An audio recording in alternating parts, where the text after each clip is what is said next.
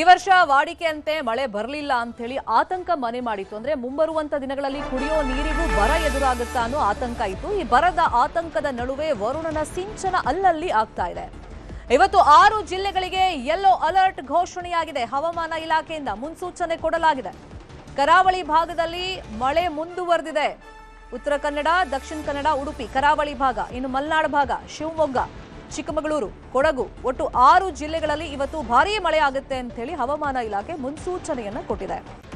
ಬೆಂಗಳೂರಿನಲ್ಲಿ ಇಷ್ಟು ದಿನ ಮೋಡ ಕವಿದ ವಾತಾವರಣ ನೋಡ್ತಾ ಇದ್ವಿ, ಆದ್ರೆ ಮಳೆಯ ಸಿಂಚನ ಆಗ್ತಿರ್ಲಿಲ್ಲ. ಆದ್ರೆ ನಿನ್ನೆ ಮಳೆ ಬಂದಿದೆ. ಇವತ್ತು ಕೂಡ ಬೆಂಗಳೂರು ಭಾಗದಲ್ಲಿ ಮಳೆಯ ಮುನ್ಸೂಚನೆಯನ್ನ ನೀಡಲಾಗಿದೆ. ಅಬ್ಬರದ ಮಳೆ ಬರೆದಿದ್ರೂ ಕೂಡ ಜಿಟಿ ಜಿಟಿ ಮಳೆ ಬರುವಂತ ಸಾಧ್ಯತೆ ಇದೆ ಅಂತ ಹೇಳಿ ಬೆಂಗಳೂರು ಭಾಗದಲ್ಲಿ ಹವಾಮಾನ ಇಲಾಖೆ ಮುನ್ಸೂಚನೆಯನ್ನ ಕೊಟ್ಟಿದೆ. ಬರದ ನಡುವೆ ಮಳೆರಾಯ ಈಗ ತನ್ನ ಕೃಪೆಯನ್ನ ತೋರ್ತಾ ಇದ್ದಾನೆ. ಹಾಗಾಗಿ ಮುಂದಿನ ದಿನಗಳಲ್ಲಿ ಅಟ್ಲೀಸ್ಟ್ ಕುಡಿಯೋ ನೀರಿಗೆ ಸಮಸ್ಯೆ ಆಗಲ್ಲ ಅಂತೇಳಿ ಈಗ ಲೆಕ್ಕಾಚಾರಗಳು, ಚರ್ಚೆಗಳು ನಡೀತಾ ಇದೆ. ಇವತ್ತು 6 ಜಿಲ್ಲೆಗಳಿಗೆ ಯೆಲ್ಲೋ ಅಲರ್ಟ್ ಅನ್ನ ಹವಾಮಾನ ಇಲಾಖೆ ಘೋಷಣೆ ಮಾಡಿದೆ. ಕರಾವಳಿ ಮತ್ತೆ ಮಲೆನಾಡು ಭಾಗದಲ್ಲಿ ಇವತ್ತು ಕೂಡ ಮಳೆ ಮುಂದುವರಿಯುತ್ತೆ ಅಂತೇಳಿ ಸೂಚನೆಯನ್ನ ನೀಡಲಾಗಿದೆ. ಬರದ ನಡುವೆ ಸ್ವಲ್ಪ ನೆಮ್ಮದಿಯ ನಿಟ್ಟುಸಿರು ಬಿಡುವಂತ ಸಮಯ. ರಾಜ್ಯದ ಡ್ಯಾಂಗಳು 61% ಸಂಪೂರ್ಣವಾಗಿ ಭರ್ತಿಯಾಗಿದೆ. ಆಗಸ್ಟ್ ಮಳೆಯಿಂದ ಡ್ಯಾಂಗಳು ಭರ್ತಿಯಾಗ್ತಾ ಇದೆ. ಅಂದ್ರೆ ಜೂನ್ ಮತ್ತೆ ಜುಲೈನಲ್ಲಿ ಮಳೆಯೇ ಬೀಳಲಿಲ್ಲ, ಹಂಗಾಗಿ ಆತಂಕ ಇತ್ತು. ಬಟ್ ಆಗಸ್ಟ್ ಅಲ್ಲಿ ಕೊಂಚ ಮಟ್ಟಿಗೆ ಮಳೆ ಬರ್ತಿರೋದ್ರಿಂದ ಡ್ಯಾಂಗಳು ದಿನೇ ದಿನೇ ಭರ್ತಿ ಆಗ್ತಾ ಇದೆ. ಡ್ಯಾಂಗಳ ಒಳಹರಿವು ದಿನೇ ದಿನೇ ಹೆಚ್ಚಳವಾಗ್ತಾ ಇದೆ. ರಾಜ್ಯದ ಡ್ಯಾಂಗಳ ಒಳಹರಿವು 1,82,132 ಕ್ಯೂಸೆಕ್ ಇದೆ. 14 ಡ್ಯಾಂಗಳ ನೀರಿನ ಸಂಗ್ರಹ 546 ಟಿಎಂಸಿ ತಲುಪಿದೆ. ರಾಜ್ಯದ ಡ್ಯಾಂಗಳ ಒಳಹರಿವು 4.03 ಲಕ್ಷ ಕ್ಯೂಸೆಕ್ಸ್ ಇದ್ರೆ ಕಾವೇರಿ ಪಾತ್ರದ ಡ್ಯಾಂಗಳ ನೀರಿನ ಮಟ್ಟ 80 ಟಿಎಂಸಿ ತಲುಪಿದೆ. ಇನ್ನು ಕೃಷ್ಣಾ ನದಿ ಪಾತ್ರದ ಡ್ಯಾಂಗಳ ನೀರಿನ ಮಟ್ಟ 296 ಟಿಎಂಸಿ ತಲುಪಿದೆ. ಸ್ವಲ್ಪ ಉಸಿರಾಡುವಂತ ಸಮಸ್ಯೆ, ಅಂದ್ರೆ ಸಮಾಧಾನ ತರುವಂತ ಒಂದು ವಿಷಯ ಈಗ. ಯಾಕಂದ್ರೆ ಮಳೆ ಪ್ರಮಾಣ ಕಡಿಮೆ ಆಗ್ತಾ ಇತ್ತು, ಡ್ಯಾಮ್ಗಳು ಡೆಡ್ ಸ್ಟೋರೇಜ್ ತಲುಪ್ತಾ ಇತ್ತು ಕೆಲವು ಕಡೆ. ಹಾಗಾಗಿ ಕುಡಿಯೋ ನೀರಿಗೂ ಪರದಾಟ ಪಡಬೇಕಾ ಅಂತ ಹೇಳಿ ಆತಂಕ ಇತ್ತು. ಆದರೆ ಈಗ 14 ಡ್ಯಾಮ್ಗಳಲ್ಲಿ 546 ಟಿಎಂಸಿ ನೀರು ಸಂಗ್ರಹ ಆಗಿದೆ.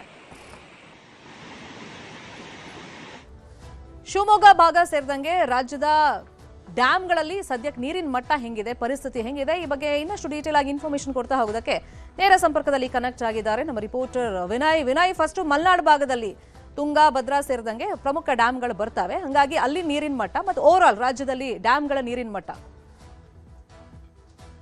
ಶಿವಮೊಗ್ಗದಲ್ಲಿ ಕಳೆದ 5 ದಿನಗಳಿಂದ ನಿರಂತರವಾಗಿ ಮಳೆ ಸುರಿತಾ ಇದೆ. ಅದಕ್ಕಿಂತ ಮೊದಲು ಬರ ಬಂದಿತ್ತು ಅನ್ನೋ ಒಂದು ಮಾತುಗಳು ಕೇಳಿಬರುತ್ತೆ. ಅದಕ್ಕೆ ವಿರುದ್ಧವಾಗಿ ಮಳೆರಾಯ ಬರದಂತ ಸುರಿತಾ ಈಗ ಎಲ್ಲಾ ಡ್ಯಾಮ್ಗಳನ್ನ ತುಂಬುವ ಹಂತಕ್ಕೆ ತಲುಪಿಸಿದ್ದಾನೆ ಅಂತಾನೆ ಹೇಳ್ಬೋದು. ಯಾಕಂದ್ರೆ ಶಿವಮೊಗ್ಗದ ಪ್ರಮುಖ ಡ್ಯಾಮ್ಗಳಾದಂತಹ ಲಿಂಗನಮಕ್ಕಿ ಆಗಿರ್ಬೋದು, ಹಾಗೆ ತುಂಗಾ ಆಗಿರ್ಬೋದು, ಜೊತೆಗೆ ಭದ್ರಾ ಡ್ಯಾಮ್ಗೂ ಕೂಡ ಒಳಹರಿವಿನ ಹೆಚ್ಚಳ ಕಳೆದ 5 ದಿನಗಳಿಂದ ಆಗಿದೆ ಅಂತಾನೆ ಹೇಳ್ಬೋದು.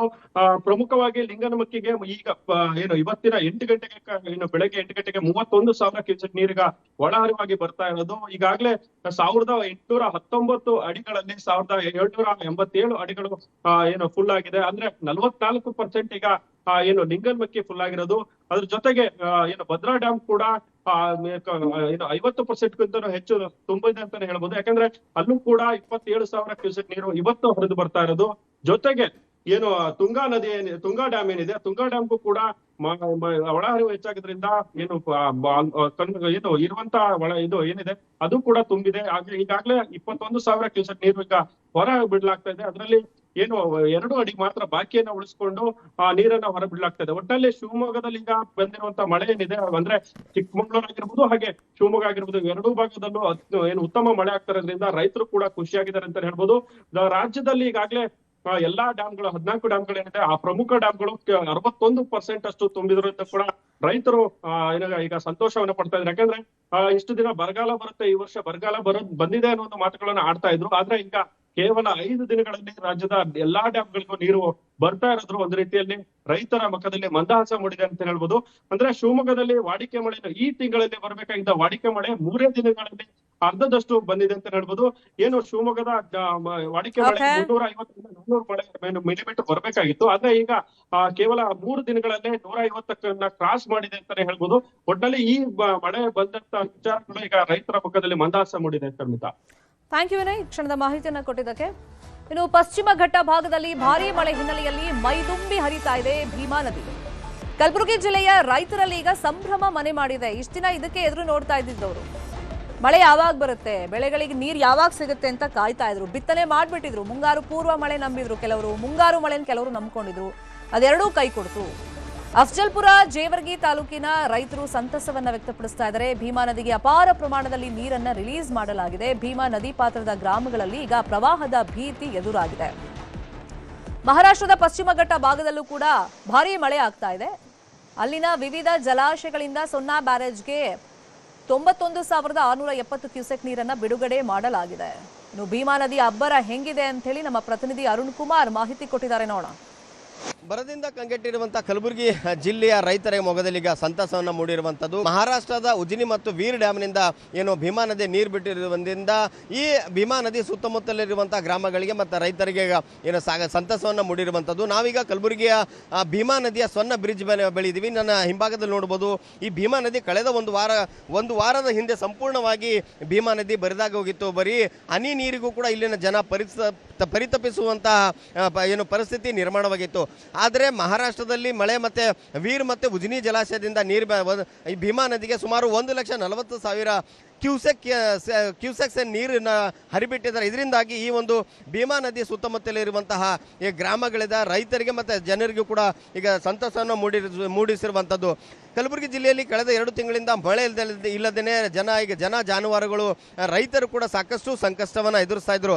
ಆದರೆ ಈಗ ಭೀಮಾ ನದಿಗೆ ನೀರು ಎಲ್ಲೋ ಒಂದು ಕಡೆ ಭೀಮಾ ನದಿಗೆ ನೀರು ಬಂದಿದ್ದರಿಂದ ರೈತರ ಮೊಗದಲ್ಲಿ ಈಗ ಸಂತಸವನ್ನು ಮೂಡಿರುವಂಥದ್ದು. ಈ ಭೀಮಾ ನದಿ ಈಗ ಬೋರ್ಗೆರೆತ ತಾವು ಕೂಡ ನೋಡ್ತಾ ಇದ್ದಾರೆ. ಭೀಮಾ ನದಿಗೆ ಏನು ಸೊನ್ನ ಬ್ರಿಡ್ಜ್ ಕಮ್ ಬ್ಯಾರೇಜ್ ಇದೆ. ಈ ಬ್ರಿಡ್ಜ್ ಕಮ್ ಬ್ಯಾರೇಜ್ ಇಂದ ಏನು ಭೀಮಾ ನದಿಗೆ ನೀರನ್ನು ಬಿಡ್ತಾ ಇದ್ದಾರೆ. ಈ ಭೀಮಾ ನದಿ ಅಂದ್ರೆ ಕಲಬುರಗಿ ಜಿಲ್ಲೆಯ 3 ತಾಲೂಕುಗಳಿಗೆ ಏನು 3 ತಾಲೂಕಿನ ಏನು ಜನರಿಗೆ ರೈತರಿಗೆ ಅನುಕೂಲ ಆಗಿರುವಂಥದ್ದು. ಕಲಬುರಗಿಯ ಇದು ಅಫ್ಜಲ್ಪುರ್, ಜೇವರ್ಗಿ ಮತ್ತೆ ಚಿತಾಪುರ.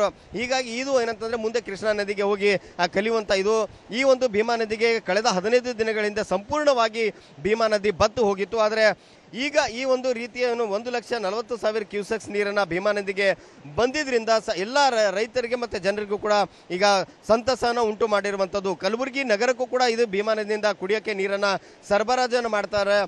ಈಗ ಕಲಬುರಗಿ ಜನರು ಕೂಡ ಈಗ ನಿಟ್ಟೀಸಿರು ಬಿಡುವಂಥ ಪರಿಸ್ಥಿತಿ ನಿರ್ಮಾಣವಾಗಿರುವಂಥದ್ದು.